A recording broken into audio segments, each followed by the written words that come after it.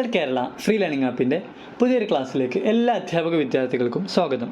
അപ്പോൾ ഇന്നത്തെ ക്ലാസ്സിൽ നമ്മൾ ഡിസ്കസ് ചെയ്യാനായിട്ട് പോകുന്നത് നമ്മുടെ പേപ്പർ 102 ഫിലോസഫിയിലെ യൂണിറ്റ് 4 അധ്യാപക വിദ്യാഭ്യാസമാണ്. അപ്പോൾ ഈ പാഠഭാഗത്തിൽ മെയിനായിട്ട് ഡിസ്കസ് ചെയ്യുന്നത് നമ്മുടെ DLED കോഴ്സിനെ കുറിച്ചും അതുപോലെ ഈ കരിക്കുലം ഫ്രെയിംവർക്കിനെ കുറിച്ചും അല്ലെങ്കിൽ അധ്യാപക വിദ്യാഭ്യാസത്തിൻ്റെ പ്രാധാന്യത്തെക്കുറിച്ചൊക്കെയാണ്. അപ്പോൾ അധ്യാപക വിദ്യാഭ്യാസം നമുക്കറിയാം, നമ്മൾ നോർമലി സ്കൂളിൽ പോയി നമുക്ക് കിട്ടുന്ന ഒരു വിദ്യാഭ്യാസ സമ്പ്രദായത്തെ പോലെ അല്ല അധ്യാപക വിദ്യാഭ്യാസം. അധ്യാപക വിദ്യാഭ്യാസം നമ്മൾ പഠിക്കുന്ന മെയിനായിട്ട് എങ്ങനെ കുട്ടികളെ പഠിപ്പിക്കണം, അല്ലെങ്കിൽ കുട്ടികൾക്ക് നമ്മൾ എന്തൊക്കെ വാല്യൂസ് അല്ലെങ്കിൽ എന്തൊക്കെ മൂല്യങ്ങൾ, മനോഭാവങ്ങൾ, നൈപുണികൾ നമ്മൾ കുട്ടികൾക്ക് എത്തിച്ചു കൊടുക്കണം, അതിന് നമ്മൾ ഉപയോഗിക്കേണ്ട വിനിമയ രീതികൾ എന്തെല്ലാം, അല്ലെങ്കിൽ വിലയിരുത്തൽ തന്ത്രങ്ങൾ എന്തെല്ലാം, ഇങ്ങനത്തെ കാര്യങ്ങളൊക്കെയാണ് നമ്മൾ പ്രധാനമായിട്ടും ഇതിൽ ഡിസ്കസ് ചെയ്യുന്നത് അല്ലേ. നമ്മളെ അധ്യാപക വിദ്യാഭ്യാസത്തിൻ്റെ കരിക്കുലത്തിൽ ഇതൊക്കെയാണ് ഇൻക്ലൂഡ് ചെയ്തിട്ടുള്ളത്. വിദ്യാഭ്യാസവുമായി ബന്ധപ്പെട്ട സാമൂഹിക സംവിധാനങ്ങൾ, പിന്തുണ സംവിധാനങ്ങൾ എന്നിവയൊക്കെയുമായിട്ട് ബന്ധപ്പെട്ടിരിക്കുന്നുണ്ട് നമ്മളെ അധ്യാപക വിദ്യാഭ്യാസം എന്ന് പറയുന്നത്. പ്രീ സർവീസ്, ഇൻ സർവീസ് അധ്യാപക പരിശീലനത്തെക്കുറിച്ചും അതുമായി ബന്ധപ്പെട്ട സംവിധാനങ്ങളെക്കുറിച്ചും അധ്യാപക വിദ്യാർത്ഥികളിൽ സാമാന്യമായ ധാരണ രൂപപ്പെടുത്തുകയാണ് ഈ യൂണിറ്റിൻ്റെ ഉദ്ദേശം. അപ്പോൾ ഈ യൂണിറ്റിൽ മെയിനായിട്ട് ഡിസ്കസ് ചെയ്യുന്നത് നമ്മളിപ്പോൾ അധ്യാപക വിദ്യാർത്ഥികളാണ്, നമ്മൾ അധ്യാപകരാവാൻ പോകുന്ന ആൾക്കാരാണ്. അപ്പോൾ നമ്മൾ അധ്യാപകരാവുന്നതിൻ്റെ മുന്നേ നമ്മൾ അറിഞ്ഞിരിക്കേണ്ട കുറച്ച് കാര്യങ്ങൾ, ഇനി അധ്യാപകരായിക്കഴിഞ്ഞാൽ നമ്മൾ ചെയ്യേണ്ട കാര്യങ്ങൾ, അങ്ങനത്തെ കാര്യങ്ങളെക്കുറിച്ചൊക്കെയാണ് ഈ ഒരു പാഠഭാഗത്തിൽ പ്രധാനമായിട്ടും ഡിസ്കസ് ചെയ്യുന്നത്. അപ്പോൾ ഇന്ത്യയിൽ 1 മുതൽ 8 വരെ ക്ലാസ്സുകളാണ് നമുക്കറിയാം എലമെൻ്ററി വിദ്യാഭ്യാസം എന്ന് പറഞ്ഞാൽ. ഔപചാരിക വിദ്യാഭ്യാസത്തിൻ്റെ ആദ്യഘട്ടത്തിൽ എഴുത്ത്, വായന, ഗണിതം, സമീപ പരിസരം, കായിക മികവ് എന്നിവയുമായി ബന്ധപ്പെട്ട അടിസ്ഥാന ശേഷികൾ ആർജിക്കേണ്ടതുണ്ട്. അപ്പോൾ ഒരു കുട്ടി എന്നുള്ള നിലയ്ക്ക് നമ്മൾ എലമെൻ്ററി ക്ലാസ്സിൽ നമ്മൾ മെയിനായിട്ട് ഫോക്കസ് ചെയ്യേണ്ടത്, അല്ലെങ്കിൽ ഒരു അധ്യാപകൻ എന്നുള്ള നിലയ്ക്ക് നമ്മൾ മെയിനായിട്ട് കുട്ടികളെ പഠിപ്പിക്കേണ്ടത് അടിസ്ഥാന ശേഷികളാണ്. ഓക്കെ, ഒരു വിദ്യാർത്ഥി ഔപചാരിക വിദ്യാഭ്യാസത്തിൻ്റെ അടിത്തറയിടുന്ന ഘട്ടമാണിത്. അപ്പോൾ അതുകൊണ്ട് തന്നെ എന്താണ്, ഏറ്റവും പ്രാധാന്യം അർഹിക്കുന്ന ഒരു ഘട്ടമാണിത് അല്ലേ. അപ്പോൾ നമുക്ക് ഈ വിദ്യാഭ്യാസ സിസ്റ്റത്തിൽ തന്നെ ഏറ്റവും പ്രധാനപ്പെട്ട ഒരു സെക്ഷൻ ഏതാണെന്ന് ചോദിച്ചാൽ നമുക്ക് പറയാൻ പറ്റും അത് എലമെൻ്ററി സെക്ഷനാണല്ലേ. കാരണം എന്താണ്, ഓരോ വിഷയമേഖലകളുടെയും അടിസ്ഥാന ആശയങ്ങൾ, നൈപുണികൾ, ഇതൊക്കെ നമ്മൾ എവിടുന്നാണ് പഠിക്കുന്നത്, എലമെൻ്ററി എഡ്യൂക്കേഷൻ എന്നാണ് അല്ലേ. അപ്പോൾ അതുകൊണ്ട് തന്നെ ഇതൊക്കെ സെറ്റായാൽ മാത്രമേ നമുക്ക് എന്ത് ചെയ്യാൻ പറ്റുള്ളൂ, കൂടുതൽ നമ്മൾ ഹയർ ലെവലിലേക്ക് എത്തുമ്പോൾ അത് പഠിക്കാൻ പറ്റുള്ളൂ. ഇപ്പോൾ ഒരു എക്സാമ്പിൾ പറഞ്ഞു കഴിഞ്ഞാൽ നമ്മളൊരു വീട് ഉണ്ടാക്കണം. അപ്പോൾ ആ വീടിൻ്റെ ബാക്കിയുള്ള സംഭവങ്ങളൊക്കെ സെറ്റായി അതിൻ്റെ റൂഫ് അല്ലെങ്കിൽ അതിൻ്റെ ഫൗണ്ടേഷൻ അല്ലെങ്കിൽ തറ മാത്രം ക്ലിയർ ആയില്ലെങ്കിൽ നമ്മൾ ആ വീട് എത്ര വലുതാക്കി അല്ലെങ്കിൽ എത്ര മോടി പിടിച്ചിട്ടും കാര്യമില്ല. കാരണം എന്താ, ആ വീട് നല്ലൊരു വീടാവില്ല. കാരണം എന്താ, അതിൻ്റെ ഫൗണ്ടേഷൻ അല്ലെങ്കിൽ തറ ക്ലിയർ അല്ല. അതുപോലെ തന്നെയാണ് എന്ത് നമ്മൾ എലമെൻ്ററി എഡ്യൂക്കേഷൻ്റെ ഇമ്പോർട്ടൻസ് എന്ന് പറഞ്ഞു കഴിഞ്ഞാൽ, കാരണം നമ്മൾ ആ വീടിന് എന്തൊക്കെ മോടി പിടിപ്പിക്കുന്നുണ്ടോ അതിനൊക്കെ ആദ്യം എന്ത് ചെയ്യണം, ആ ഫൗണ്ടേഷൻ അഥവാ നമ്മൾ എലമെൻ്ററി എഡ്യൂക്കേഷൻ കറക്റ്റായിട്ട് എന്ത് ചെയ്യണം, കുട്ടികളിലേക്ക് എത്തണം.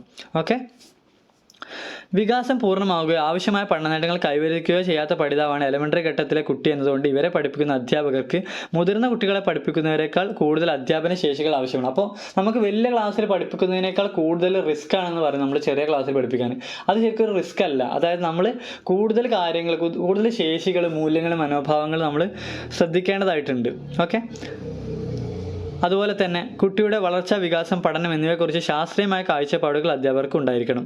ഇതോടൊപ്പം വിവിധങ്ങളായ വിഷയങ്ങൾ കൈകാര്യം ചെയ്യുന്നതിനുള്ള പഠന തന്ത്രങ്ങൾ, പഠന സാമഗ്രികൾ, TM, TLM ഇതിനെക്കുറിച്ചൊക്കെ എന്ത് വേണം, നമുക്ക് ധാരണകൾ വേണം. ഓക്കെ, അപ്പോൾ ഇനി നമ്മൾ DLED പാഠ്യപദ്ധതിനെ കുറിച്ചൊക്കെയാണ് മെയിനായിട്ട് ഡിസ്കസ് ചെയ്യാൻ പോകുന്നത്.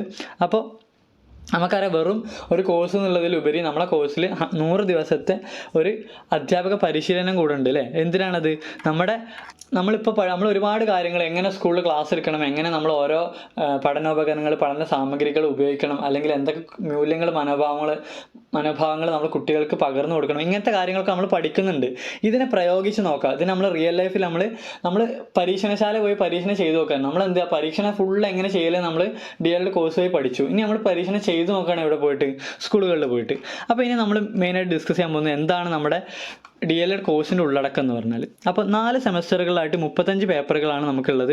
ഇതൊക്കെ കോമൺലി എല്ലാവർക്കും അറിയുന്ന കാര്യങ്ങൾ തന്നെ ആയിരിക്കും. അപ്പോൾ ഇതിന്ന് നമുക്ക് ക്വസ്റ്റ്യൻസ് വന്നാലും നമുക്ക് സിമ്പിളായിട്ട് തന്നെ അറ്റൻഡ് ചെയ്യാൻ പറ്റും അല്ലേ. 100 ദിവസത്തെ പ്രായോഗിക വിദ്യാലയ അനുഭവ പരിപാടി കോഴ്സിൻ്റെ ഭാഗമാണ് അല്ലേ. 1-2 സെമസ്റ്ററുകളിൽ 5 ദിവസം വീതവും 3-4 സെമസ്റ്ററുകളിൽ 45 ദിവസം വീതവുമാണ് പ്രായോഗിക പരിശീലനം അഥവാ ടീച്ചർ ട്രെയിനിങ് അല്ലേ. ഇതിൽ 1-2 സെമസ്റ്ററുകളിലെ വിദ്യാലയ അനുഭവ പരിപാടികൾ എന്ന് പറഞ്ഞു കഴിഞ്ഞാൽ ട്രൈ ഔട്ടുകൾക്ക് വേണ്ടിയിട്ടുള്ളതാണ്. ഓക്കെ, പിന്നെ 3-ാം സെമസ്റ്ററിൽ ലോവർ പ്രൈമറി തലത്തിലും 4ാം സെമസ്റ്ററിൽ അപ്പർ പ്രൈമറി തലത്തിലായിട്ടാണ് നമ്മുടെ വിദ്യാലയ അനുഭവ പരിപാടി അല്ലെങ്കിൽ ടീച്ചർ ട്രെയിനിങ് ഉണ്ടാവുക. കോഴ്സിൻ്റെ ഭാഗമായി 15 ദിവസം നീണ്ടു നിൽക്കുന്ന റെസിഡൻഷ്യൽ സ്വഭാവത്തോടു കൂടിയ സമൂഹ സമ്പർക്ക ക്യാമ്പിൽ പങ്കെടുക്കണം. അത് നിർബന്ധമാണ് അല്ലേ. അപ്പോൾ അധ്യാപക വിദ്യാർത്ഥിയുടെ സാമൂഹിക ഗുണങ്ങൾ, ആശയവിനിമയ പാഠവും നേതൃപാഠവും, കലാകായിക സർഗശേഷികളുടെ പരിപോഷണം, പ്രശ്നപരിഹരണ ശേഷി, ഇതിൻ്റെയൊക്കെ വികസനമാണ് ഏത് കൂടെ ലക്ഷ്യം വെക്കുന്നത്, ഏത് കൂടെ റെസിഡൻഷ്യൽ സ്വഭാവത്തോടു കൂടി നമ്മളെ റെസിഡൻഷ്യൽ ക്യാമ്പ് അല്ലേ. പിന്നെ ഒരു പഠനതന്ത്രം എന്ന നിലയിൽ പഠനയാത്രകൾ ആസൂത്രണം ചെയ്യാനും സംഘടിപ്പിക്കാനുമുള്ള അനുഭവങ്ങളും ശേഷികളും നേടുകയാണ് പഠനയാത്രയുടെ ഉദ്ദേശം. അപ്പോൾ എന്താണ്, നമ്മളിപ്പോൾ നമ്മൾ സ്കൂളിലേക്ക് പോകേണ്ട ആൾക്കാരാണ് അല്ലേ. കാരണം എന്താ, നമ്മൾ ഇപ്പോൾ അധ്യാപക വിദ്യാർത്ഥികളാണ്. അപ്പോൾ നമ്മൾ കുറച്ച് കഴിഞ്ഞാൽ നമ്മൾ ഓരോരുത്തരും ഓരോ സ്കൂളുകളിലായിട്ടുണ്ടാവും അല്ലേ. അപ്പോൾ നമ്മൾ സ്കൂളുകളിൽ എത്തിക്കഴിഞ്ഞാൽ നമ്മൾ കുട്ടികൾക്ക് വേണ്ടി പഠനയാത്രകൾ ഒക്കെ ആസൂത്രണം ചെയ്യേണ്ടി വരും. അപ്പോൾ അതിനുള്ളൊരു ട്രെയിനിങ് പോലെയാണ് നമ്മൾ അധ്യാപക വിദ്യാർത്ഥി കാലഘട്ടത്തിൽ നമ്മൾ ഇതൊക്കെ നടത്തുന്നത് അല്ലേ. ഇതിൻ്റെ നിർവഹണം, സാമ്പത്തിക വിനിമയം, വരവ് ചെലവ് കണക്കുകൾ, ഇതൊക്കെ ആരെന്നെ നിർവഹിക്കണം, നമ്മൾ തന്നെ നിർവഹിക്കണം. പഠനയാത്രയുടെ വിശദാംശങ്ങൾ DLED പാഠ്യപദ്ധതിയിൽ കൊടുത്തിട്ടുണ്ട് അല്ലേ. 1-2 സെമസ്റ്ററുകളിൽ നടത്തേണ്ട വിദ്യാലയ അനുഭവ പരിപാടിക്ക് ഓരോ വിഷയവുമായി ബന്ധപ്പെട്ട ട്രൈഔട്ട് മേഖലകൾ നിശ്ചയിച്ചിട്ടുണ്ട്. ഇത് ഓരോയുമായി ബന്ധപ്പെട്ട പ്രവർത്തനങ്ങൾ നമ്മൾ ആസൂത്രണം ചെയ്യണം. ഇനി അധ്യാപക പരിശീലന കോഴ്സുകൾ. അപ്പോൾ നമ്മൾ DLEDൻ്റെ ഒരു കരിക്കുലം നമ്മൾ എങ്ങനെയാണെന്ന് ചെറുതായിട്ടൊന്ന് ഡിസ്കസ് ചെയ്തു. ഇനി വിവിധങ്ങളായിട്ടുള്ള അധ്യാപക പരിശീലന കോഴ്സുകളെ കുറിച്ചാണ്. അപ്പോൾ നമുക്കറിയാം DLED കുറിച്ച് നമുക്ക് ആൾറെഡി അറിയാം. അപ്പോൾ ഇതുപോലത്തെ വേറെ കോഴ്സസ് ഏതൊക്കെയാണെന്നുള്ളതാണ് നോക്കുന്നത്. അപ്പോൾ ആദ്യമായി pre primary teacher training course. Pre primary എന്ന് പറഞ്ഞാൽ എന്താണ്? പ്രീ പ്രൈമറി എന്നാൽ നമ്മൾ 1ാം ക്ലാസ്സിലേക്ക് എത്തുന്നതിന് മുന്നേ നഴ്സറി കാലഘട്ടത്തിലുള്ള അധ്യാപകരാകാൻ വേണ്ടിയിട്ടുള്ള ട്രെയിനിങ് കോഴ്സാണ് ഇത് pre primary training course. Higher secondary ഇതിനുള്ള അടിസ്ഥാന യോഗ്യത SCERTൻ്റെ കരിക്കുലം തന്നെയാണ്. ഇതിനും കാലാവധി 2 വർഷം തന്നെയാണ്. പിന്നെ ഡിപ്ലോമ ഇൻ ലാംഗ്വേജ് എഡ്യൂക്കേഷൻ, ഇത് DELED അല്ല, DLED അല്ലേ, DLED. അപ്പം diploma in language education, Hindi, സംസ്കൃതം, ഉറുദു, അറബിക് തുടങ്ങിയ വിഷയങ്ങൾക്കുള്ള ഭാഷാ അധ്യാപകരെ രൂപപ്പെടുത്തുന്ന കോഴ്സാണ് ഇത് ഈ DLED അല്ലേ. ഇനി DLEDോ നമുക്കറിയാം, നമ്മളിപ്പോൾ ആൾറെഡി ഡിസ്കസ് ചെയ്തു, നമ്മളിപ്പോൾ പഠിച്ചുകൊണ്ടിരിക്കുന്ന കോഴ്സ് അല്ലേ. പിന്നെ BEd സെക്കൻഡറി അധ്യാപക പരിശീലന കോഴ്സാണ്. MEd ഏതാണ്? ബിരുദാനന്തര ബിരുദം. ഓക്കെ. പിന്നെ അധ്യാപക പരിശീലന കോഴ്സുകൾ മാത്രം പൂർത്തിയാക്കിയാൽ നമുക്ക് അധ്യാപകരാകാൻ പറ്റുമോ?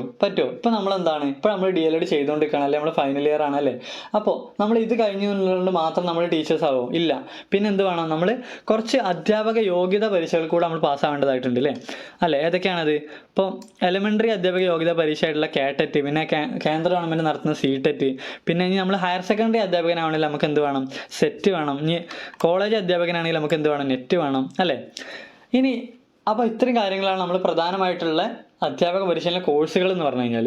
ഇനി മറ്റു തൊഴിലുകളിൽ നിന്ന് വ്യത്യസ്തമായിട്ട് നമുക്ക് എന്താണ് അധ്യാപന ജോലിക്ക് പറയാൻ പറ്റുക? എന്താ പറയാൻ പറ്റുക? ഒരു അധ്യാപകൻ എന്ന് പറഞ്ഞാൽ നിരന്തരമായിട്ട് ഒരു ഗവേഷകനാണോ? ഒരു അധ്യാപകൻ എന്ന് പറഞ്ഞാൽ നിരന്തര ഗവേഷകനാകണം എന്നാണ് പറയാം.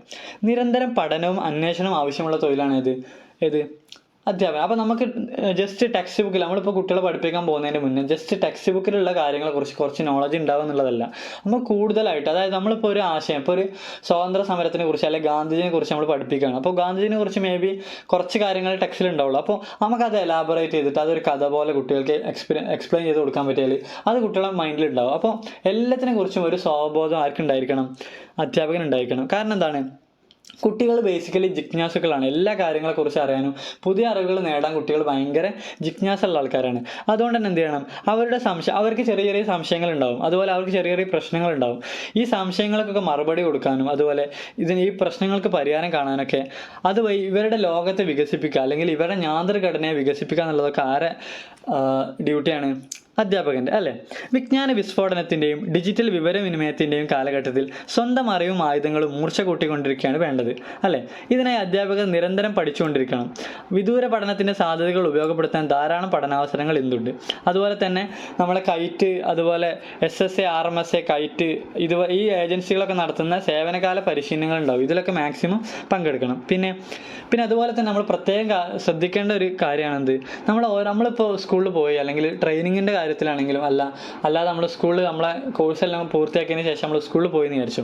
ആ ടൈമിൽ നമ്മുടെ ക്ലാസ്സിൽ നമ്മൾ അഭിമുഖീകരിക്കേണ്ട വലിയൊരു പ്രശ്നമല്ല അത്. പക്ഷേ നമ്മൾ കറക്റ്റായിട്ട് അതിനെ ഫേസ് ചെയ്തിട്ടില്ലെങ്കിൽ അതൊരു പ്രശ്നം തന്നെയാണ്. അപ്പം എല്ലാ ക്ലാസ്സുകളിലും എന്തുണ്ടാവും, ഭിന്ന നിലവാരക്കാരായിട്ടുള്ള വിദ്യാർത്ഥികളുണ്ടാവും. അപ്പോൾ അവർക്ക് പഠന കാര്യത്തിൽ അത്ര ശ്രദ്ധ ചെലുത്താൻ പറ്റിക്കോണമെന്നില്ല. കാരണം അത് അവരുടെ പ്രശ്നമാണ് അല്ലേ. അപ്പോൾ നമ്മളത് മനസ്സിലാക്കിക്കൊണ്ട് ഓരോരുത്തർക്കും ഓരോ തരത്തിലുള്ള പ്രശ്നങ്ങളാണ് ഉണ്ടായിരിക്കുക. അപ്പോൾ അവർക്ക് വേണ്ടി നമ്മൾ പ്രത്യേക അനുരൂപീകരണ ടീം തയ്യാറാക്കണം. പിന്നെ അതുപോലെ അവർക്ക് വേണ്ടി പ്രത്യേക പ്രവർത്തനങ്ങൾ ആസൂത്രണം ചെയ്യണം. അപ്പോൾ ഇങ്ങനെ പ്രത്യേക പരിഗണന അർഹിക്കുന്ന ആൾക്കാരെ നമ്മൾ പ്രത്യേകം പരിഹരിക്കുക തന്നെ വേണം അല്ലേ. ഓക്കെ, ഇനി നമ്മൾ പഠിക്കാൻ പോകുന്നത് NCERT, SCERT, പിന്നെ അതുപോലെ RIE ഇതിൻ്റെയൊക്കെ ഉദ്ദേശങ്ങൾ എന്താണെന്നുള്ളതാണ്. ആദ്യമായി NCERT, ദേശീയ NCERT അഥവാ national council for education research and training, ദേശീയ വിദ്യാഭ്യാസ ഗവേഷണ പരിശീലന സ്ഥാപനമാണ് ഇതല്ലേ. ഓക്കെ, ഡൽഹിയിലാണ് ഇതിൻ്റെ ആസ്ഥാനം. പിന്നെ CBSE സ്കൂളുകൾക്ക് ആവശ്യമായിട്ടുള്ള പാഠപുസ്തകം പാഠ്യപദ്ധതിയൊക്കെ തയ്യാറാക്കുന്നത് NCERT ആണ്. പിന്നെ അതുപോലെ ഈ RIEs എന്ന് പറഞ്ഞാൽ NCERTയുടെ മേഖല തിരിച്ചുള്ള യൂണിറ്റുകളാണ് RIകൾ മെയിൻലി 5 അജ്മീർ, ഭോപ്പാൽ, ഭുവനേശ്വർ, ഷില്ലോങ്, മൈസൂർ വിവിധങ്ങളായിട്ടുള്ള കോഴ്സസ് അവരവിടെ പ്രൊവൈഡ് ചെയ്യുന്നുണ്ട്. പ്രീ സർവീസ് അധ്യാപക പരിശീലനങ്ങൾ, ഇൻ സർവീസ് പരിശീലനങ്ങളൊക്കെ ഇവർ നടത്തുന്നുണ്ട്. പിന്നെ അതുപോലെ പ്രീ സ്കൂൾ മുതൽ സെക്കൻഡറി തലം വരെയുള്ള അധ്യാപക പരിശീലന പരിപാടികൾ RIകൾ സംഘടിപ്പിച്ച് വരുന്നുണ്ട്. ഇൻ്റഗ്രേറ്റഡ് പ്രോഗ്രാംസ് ഒക്കെ അവർ പ്രൊവൈഡ് ചെയ്യുന്നുണ്ട്. ഇനി national council for teacher education, രാജ്യത്തെ അധ്യാപക വിദ്യാഭ്യാസത്തിൻ്റെ ഗുണനിലവാരം ഉറപ്പാക്കലാണ് ഈ NCT അഥവാ നാഷണൽ കൗൺസിൽ ഫോർ ടീച്ചർ എഡ്യൂക്കേഷൻ്റെ ഉദ്ദേശം. ഇനി SCERT ആണ് നമ്മുടെ DLED കോഴ്സിൻ്റെ ഒക്കെ കരിക്കുലം ഫ്രെയിംവർക്കൊക്കെ അവരാണ് നടത്തുന്നത്. സംസ്ഥാന വിദ്യാഭ്യാസ ഇത് സംസ്ഥാനത്തിൻ്റെതാണ്. NCERT എന്താണ്, നാഷണൽ ലെവലാണ്. SCERT എന്ന് പറഞ്ഞാൽ സ്റ്റേറ്റ് ലെവലാണ്. Curriculum, text book, evaluation, teacher education, extension, education technology ഇങ്ങനത്തെ കാര്യങ്ങളൊക്കെ ചെയ്യുന്നത് ആരാണ്, SCERT ആണ് അല്ലേ. ഇനി സംസ്ഥാനത്തെ പ്രീ പ്രൈമറി മുതൽ ഹയർ സെക്കൻഡറി വരെയുള്ള വിദ്യാഭ്യാസത്തിലുള്ള പാഠ്യപദ്ധതി, പഠന സാമഗ്രികൾ, മൂല്യനിർണ്ണയ ഉപാധികൾ, മാർഗ്ഗരേഖകൾ എന്നിവ വികസിപ്പിക്കുക, സേവനകാല പരിശീലനം കൊടുക്കുക, പിന്നെ പാഠ്യപദ്ധതി, പഠന സാമഗ്രികൾ എന്നിവയെക്കുറിച്ചുള്ള പഠനങ്ങളും ഗവേഷണങ്ങളും നടത്തുക. ഇതൊക്കെ ആരുടെ പണിയാണ്, SCERTൻ്റെ പണിയാണ് അല്ലേ. പിന്നെ IASC അഥവാ institute of advanced studies in education, അല്ലെങ്കിൽ കോളേജ് ഓഫ് ടീച്ചർ എഡ്യൂക്കേഷൻ. അതായത് നമ്മൾ എക്സാമ്പിൾ പറഞ്ഞു കഴിഞ്ഞാൽ നമ്മൾ ഹയർ സെക്കൻഡറി അതുപോലെ സെക്കൻഡറി അധ്യാപകർക്ക് വേണ്ടിയിട്ട് ട്രെയിനിങ് കൊടുക്കുന്ന സ്ഥാപനങ്ങളാണ് ഇതൊക്കെ. ഇനി ഡയറ്റ്, ജില്ലാ വിദ്യാഭ്യാസ പരിശീലന സ്ഥാപനങ്ങൾ അഥവാ ഡയറ്റുകൾ എന്ന് പറഞ്ഞു കഴിഞ്ഞാൽ എലമെൻ്ററി വിദ്യാഭ്യാസത്തിൻ്റെ ഗുണന്മേന്മ ഉറപ്പാക്കാൻ വേണ്ടിയിട്ടുള്ളതാണ്. ഇതിൽ 7 വകുപ്പുകൾ പ്രധാനമായിട്ടുണ്ട്. അതിൽ കൊടുത്തിട്ടുണ്ട്. ഏതൊക്കെയാണ്, PSD, P&M, ET, IFIC, WE, DRU, CMDE. Okay, പിന്നെന്താണ്, പിന്നെ IT. നമ്മളിപ്പോൾ ഓരോരുത്തരും ഓരോ ITകളിൽ പഠിക്കുന്ന ആൾക്കാരായിരിക്കും. അതായത് DLED കോഴ്സ് നടത്തുന്ന സ്ഥാപനങ്ങൾ പറയുന്ന പേരാണെന്ത്, IT അഥവാ ഇൻസ്റ്റിറ്റ്യൂഷൻ ഓഫ് ടീച്ചർ എഡ്യൂക്കേഷൻ. പിന്നെ BRC എന്ന് പറഞ്ഞു കഴിഞ്ഞാൽ ബ്ലോക്ക് തലത്തിലുള്ള അക്കാദമിക പ്രവർത്തനങ്ങൾ നേതൃത്വവും പിന്തുണയും നൽകുന്ന സ്ഥാപനങ്ങളാണ്, അഥവാ ബ്ലോക്ക് റിസോഴ്സ് സെൻ്ററുകൾ. ഓക്കെ, അപ്പോൾ വിദ്യാലയങ്ങൾ സന്ദർശിക്കുക, അതുപോലെ അധ്യാപകർക്ക് ആവശ്യമായിട്ടുള്ള തത്സമയ പിന്തുണ നൽകുക, ഇതൊക്കെയാണ് ഈ BRC ട്രെയിനർമാരുടെ ചുമതല. അപ്പോൾ നമ്മൾ സ്കൂളുകളിലൊക്കെ പോയാൽ നമുക്ക് ഇടയ്ക്കിടയ്ക്ക് BRCൻ്റെ വിസിറ്റ് ഉണ്ടാവും അല്ലേ. അവരെന്തിനാണ്, ഈ ഗുണന്മേന്മ ഉറപ്പാക്കുക എന്നുള്ളതാണ് ഈ BRCൻ്റെ ഉദ്ദേശം. ഇനി CRC അഥവാ ക്ലസ്റ്റർ റിസോഴ്സ് സെൻ്ററുകൾ. കേരളത്തിൽ പഞ്ചായത്ത് തലത്തിലാണ് ക്ലസ്റ്റർ റിസോഴ്സ് സെൻ്ററുകൾ പ്രവർത്തിക്കുന്നത്. അപ്പോൾ ഒരു പഞ്ചായത്തിലൊരു എന്തുണ്ടാവും, ക്ലസ്റ്റർ റിസോഴ്സ് സെൻ്ററുകൾ അങ്ങനെ ഉണ്ടാവും. ഇനി എന്തുണ്ടാവും, അതിൽ ആരൊക്കെ ഉണ്ടാവും, CRC ക്ലസ്റ്റർ കോർഡിനേറ്ററുടെ നേതൃത്വത്തിലാണ് പ്രവർത്തിക്കുക. പിന്നെ BRCൻ്റെ പ്രവർത്തനങ്ങളൊന്ന് അവലോകനം ചെയ്യുക എന്നുള്ളതാണ് CRCൻ്റെ ഉദ്ദേശങ്ങൾ. ഓക്കെ, ഇത്രയും കാര്യങ്ങളാണ് പ്രധാനമായിട്ടും ഈ പാഠത്തിൽ നമ്മൾ പഠിക്കുന്നത്. ഈ പാഠത്തിലുള്ള കാര്യങ്ങൾ അത്ര ബുദ്ധിമുട്ടുള്ള ടോപ്പിക്കുകളൊന്നുമല്ല, നമുക്ക് കോമൺലി നമുക്ക് അറിഞ്ഞിരിക്കേണ്ട കാര്യങ്ങളാണ് അല്ലേ. അപ്പോൾ എക്സാമിന് വേണ്ടി പഠിക്കുക എന്നുള്ളതിലുപരി നമ്മൾ ഈ കാര്യങ്ങളൊക്കെ ഒരു അധ്യാപക വിദ്യാർത്ഥി അല്ലെങ്കിൽ ഒരു DLED വിദ്യാർത്ഥി എന്നുള്ള നിലയ്ക്ക് നമുക്ക് നിർബന്ധമായി അറിഞ്ഞിരിക്കേണ്ട കാര്യങ്ങളാണല്ലേ. അപ്പോൾ ഈ വീഡിയോ നിങ്ങൾക്ക് ഉപകാരപ്പെട്ടു എന്ന് വിചാരിക്കുന്നു. അപ്പോൾ ഉപകാരപ്പെട്ടിട്ടുണ്ടെങ്കിൽ എന്ത് ചെയ്യുക, നിങ്ങളുടെ കൂടെ നിങ്ങൾ എക്സാമിന് വേണ്ടിയിട്ട് പ്രിപ്പയർ ചെയ്യുന്ന മറ്റു വിദ്യാർത്ഥികൾക്ക് ഷെയർ ചെയ്യുക.